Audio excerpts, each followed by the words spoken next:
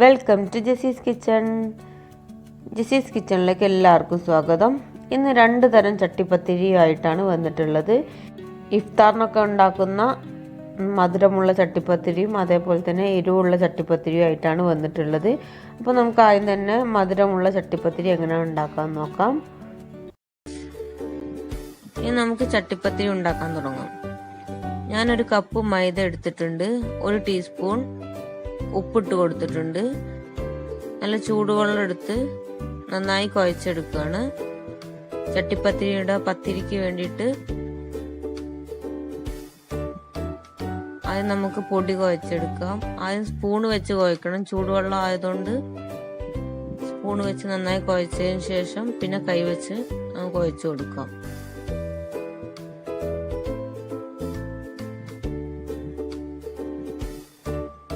അവസാനം 1 ടീസ്പൂൺ നെയ്യ് ഒഴിച്ച് നന്നായി കുഴച്ചെടുക്കാം. കുഴച്ചെടുത്ത പൊടി കുറച്ച് റെസ്റ്റ് ചെയ്യാൻ വെക്കാം. നല്ല സോഫ്റ്റ് ആയിട്ടുണ്ട്. ഇനി 1 കപ്പ് ഷുഗർ എടുത്തിട്ടുണ്ട്. അത് മിക്സിയിൽ നന്നായി അടിച്ചെടുത്തതാണ്. ഞാൻ 15 മുട്ട എടുത്തിട്ടുണ്ട്. 15 മുട്ടയുടെ ചട്ടിപ്പത്തിരിയാണ് ഞാൻ ഉണ്ടാക്കുന്നത്. നന്നായി മുട്ട ഇളക്കിയതിന് ശേഷം നമുക്ക് 1 കപ്പ് ഷുഗർ പൗഡർ ഇട്ട് കൊടുക്കാം. 1/2 ടീസ്പൂൺ ഏലക്കാപ്പൊടിയും ചേർത്ത് നന്നായി ഇളക്കിയെടുക്കാം. നമ്മുടെ മിക്സ് റെഡി ആയിട്ടുണ്ട്. ഇത് പകുതിയും ആക്കി എടുത്ത് വെക്കണം. ഒന്ന് പത്തിരി മുക്കിയെടുക്കാനും ഒന്ന് നമുക്ക് അതിൽ ഇട്ട് കൊടുക്കാനും വേണ്ടിയിട്ടാണ്. ഒരു പാനിൽ കുറച്ച് നെയ്യ് ഒഴിച്ച് ചൂടായി വരുമ്പോൾ നമുക്ക് കാഷ്നട്ട് ഇട്ട് വറുത്തെടുക്കാം.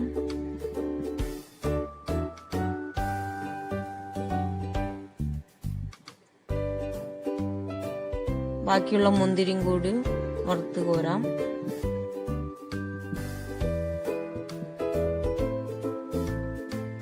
ഇനി നമ്മൾ പകുതി മാറ്റി വെച്ച മുട്ട നന്നായി ഇളക്കി വേവിച്ചെടുക്കണം.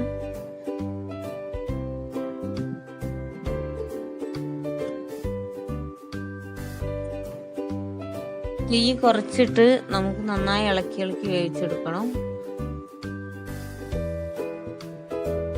നല്ലോണം വിട്ട് വരുന്നവരെ ഇളക്കി വേവിച്ചെടുക്കണം. ഒരു മീഡിയം ഫ്ലെയിമിൽ ഇട്ടാൽ മതി. ഏകദേശം മുട്ടക്കൂട്ട് റെഡി ആയിട്ടുണ്ട്. 1 ടീസ്പൂൺ കസ്കസും കൂടി ഇട്ട് കൊടുക്കുന്നുണ്ട്. ഇനി നമ്മുടെ ചട്ടിപ്പത്തിരിക്ക് വേണ്ട പത്തിരി നല്ല നൈസായിട്ട് പരത്തിയെടുക്കണം. വളരെ തിന്നായിട്ട് കിട്ടണം. എന്നിട്ട് നമ്മൾ പത്തിരി ഒന്ന് വാട്ടിയെടുക്കണം. പെട്ടെന്ന് തന്നെ മറിച്ചിടണം. പച്ചച്ചോവ മാറിക്കിട്ടാൻ വേണ്ടിയിട്ട് ഒന്ന് കുക്ക് ചെയ്തെടുക്കുകയാണ്. പെട്ടെന്ന് മറിച്ചിട്ട് വേവിച്ചെടുക്കണം. ഇങ്ങനെ ഞാൻ വേവിച്ചെടുത്തതാണ്.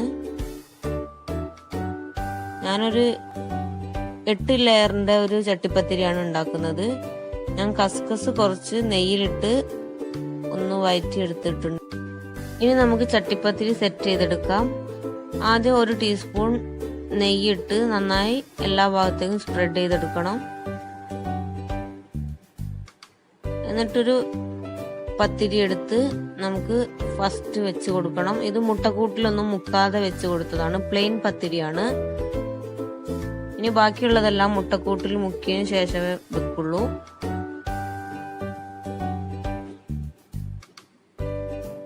അടുത്ത ലെയറിന് വേണ്ടിയിട്ട് മുട്ടക്കൂട്ടിൽ മുക്കി നമുക്ക് പാനിൽ നിവർത്തി വെക്കാം. ഇനി അതിലേക്ക് നമുക്ക് കസ്കസ് ഇട്ട് കൊടുക്കാം. കാഷ്നട്ടും റൈസൻസും ഇട്ട് കൊടുക്കാം.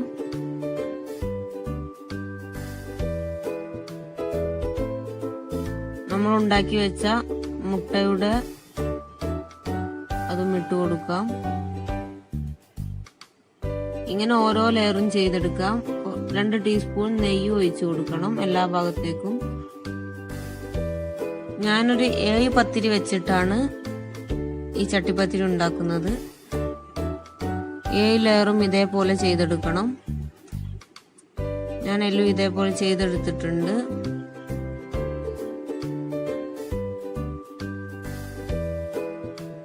ഇനി ഫസ്റ്റ് ലെയറിലെത്തി കഴിഞ്ഞു. നെയ്യൊക്കെ ഒഴിച്ച് കൊടുത്ത് ഇനി നമുക്ക് ബാക്കി വരുന്ന മുട്ട ഒന്ന് ഒഴിച്ചു കൊടുക്കണം.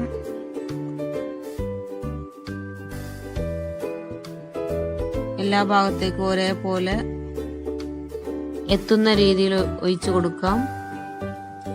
നമ്മുടെ ചട്ടിപ്പത്തിരി ഇപ്പൊ സെറ്റാക്കി എടുത്തിട്ടുണ്ട്. ഇനി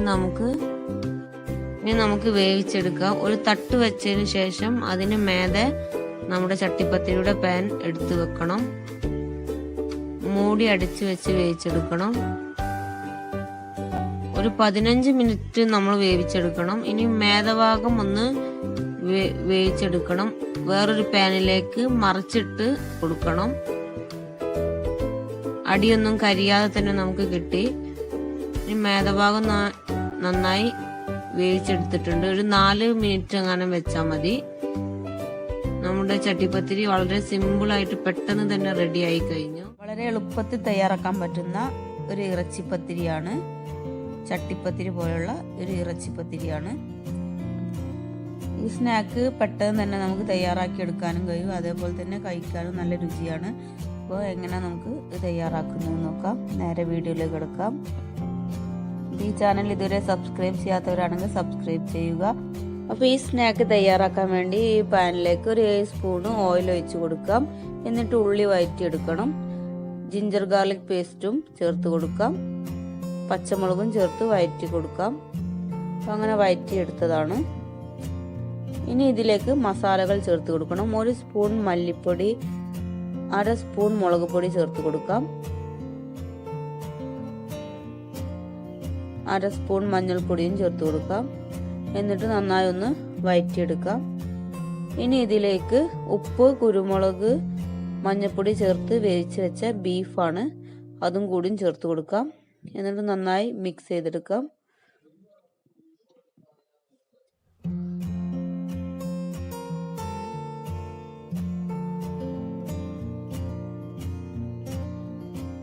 ഇനി ഇതിലേക്ക് 1/2 സ്പൂൺ കുരുമുളക് പൊടിയും 1/2 സ്പൂൺ ഗരം മസാലയും ചേർത്ത് കൊടുക്കുക.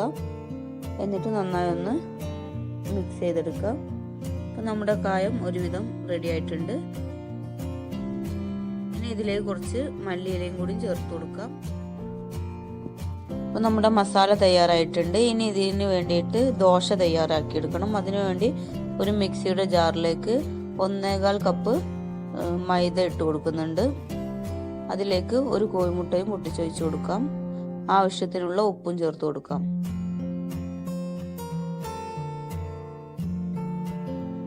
ഇനി ഇതിലേക്ക് 1/4 കപ്പ് വെള്ളം ഒഴിച്ച് കൊടുക്കാം. എന്നിട്ടൊന്ന് മിക്സിയിൽ ഒന്ന് അടിച്ചെടുക്കാം.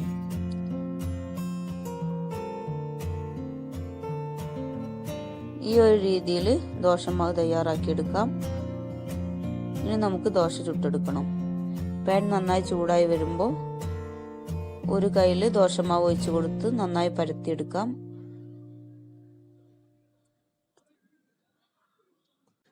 ദോശ ഉണ്ടാക്കുമ്പോൾ നമ്മൾ ശ്രദ്ധിക്കേണ്ടത് ഒരുപാട് കട്ടിയായി പോകാൻ പാടില്ല. നമ്മൾ പെട്ടെന്ന് തന്നെ പരത്തിയെടുക്കാൻ ശ്രമിക്കുക.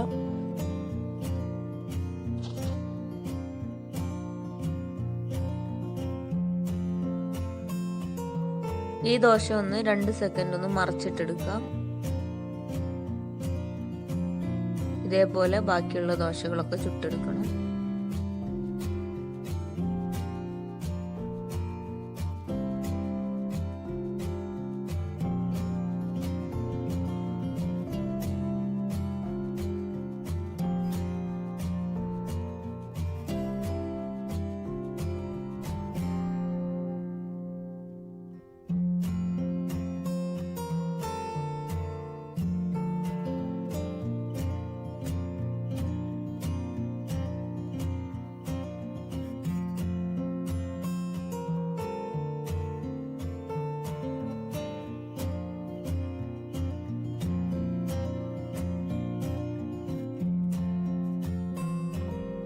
അപ്പോൾ എല്ലാ ദോശയും ചുട്ടെടുത്തിട്ടുണ്ട്.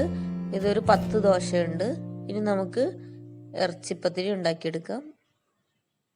അപ്പോൾ അതിന് വേണ്ടിയിട്ട് ഒരു 5 കോഴിമുട്ട പൊട്ടിച്ച് വെച്ചിട്ടുണ്ട്. ഇതിലേക്ക് അല്പം ഉപ്പും ചേർത്ത് നന്നായി ഒന്ന് മിക്സ് ചെയ്തെടുക്കാം.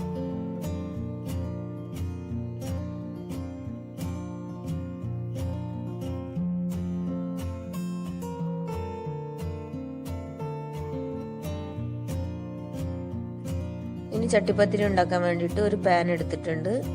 ഇതിലേക്ക് 2 ടീസ്പൂൺ നെയ്യ് ഒഴിച്ച് കൊടുക്കാം. എല്ലാ ഭാഗത്തേക്കും ഒന്ന് സ്പ്രെഡ് ചെയ്ത് കൊടുക്കാം.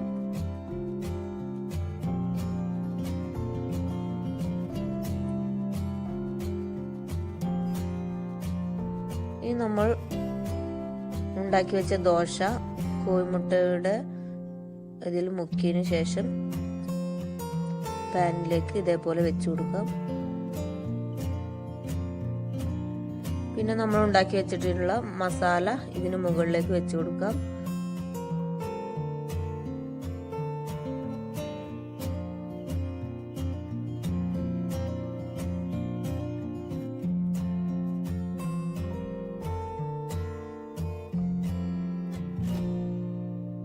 ഇനി അടുത്ത ദോശയും ഇതേപോലെ കോഴിമുട്ടയിൽ മുക്കി ഇങ്ങനെ വെച്ച് കൊടുക്കാം.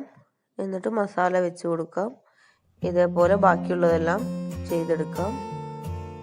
മസാലക്കനുസരിച്ച് ലെയറുകൾ തയ്യാറാക്കാം.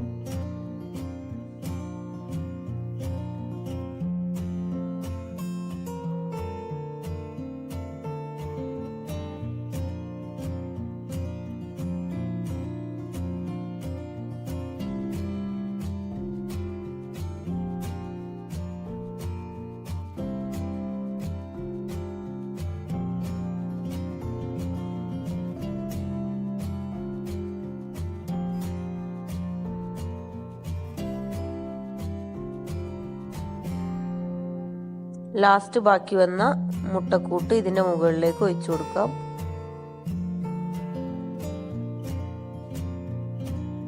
ഇനി ഇതൊന്ന് 15 മിനിറ്റ് വേവിച്ചെടുക്കണം. മീഡിയം ഫ്ലെയിമിലിട്ട് 15 മിനിറ്റ് ഒന്ന് കുക്ക് ചെയ്തെടുക്കാം.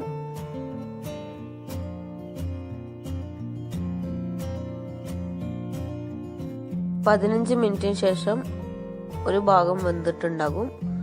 ഇനി നമുക്കിതൊന്ന് മറിച്ചിട്ട് ഒരു 5 മിനിറ്റ് വേവിച്ചെടുക്കണം. അപ്പം അതിനു വേണ്ടി ഒരു പാനിൽ കുറച്ച് നെയ്യ് ഒഴിച്ചിട്ടുണ്ട്. ഇനി ഇതിലേക്കൊന്ന് മറിച്ചിട്ട് കൊടുക്കാം. ഒരു 5 മിനിറ്റ് മറിച്ചിട്ട് വേവിച്ചെടുക്കാം. അപ്പം വളരെ സിമ്പിളായിട്ട് നമുക്ക് പെട്ടെന്ന് തന്നെ തയ്യാറാക്കാൻ പറ്റുന്ന ഒരു ഇറച്ചിപ്പത്തിരിയാണ്. ഇപ്പോൾ കഴിക്കാനും നല്ല ടേസ്റ്റാണ്, ഉണ്ടാക്കിയെടുക്കാനും വളരെ എളുപ്പമാണ്. അപ്പോൾ എല്ലാവരും ട്രൈ ചെയ്ത് നോക്കുക. അപ്പോൾ നിങ്ങൾക്ക് ഇന്നത്തെ ഈ വീഡിയോ നിങ്ങൾക്ക് ഇഷ്ടപ്പെട്ടിട്ടുണ്ടെങ്കിൽ ലൈക്ക് ചെയ്യാനും കമൻറ്റ് ചെയ്യാനും സബ്സ്ക്രൈബ് ചെയ്യാത്തവരാണെങ്കിൽ സബ്സ്ക്രൈബ് ചെയ്യാനും മറക്കരുത്. ഇനിയും പുതിയ പുതിയ റെസിപ്പികളുമായി വീണ്ടും കാണാം ഇൻഷാ അല്ലാഹ്.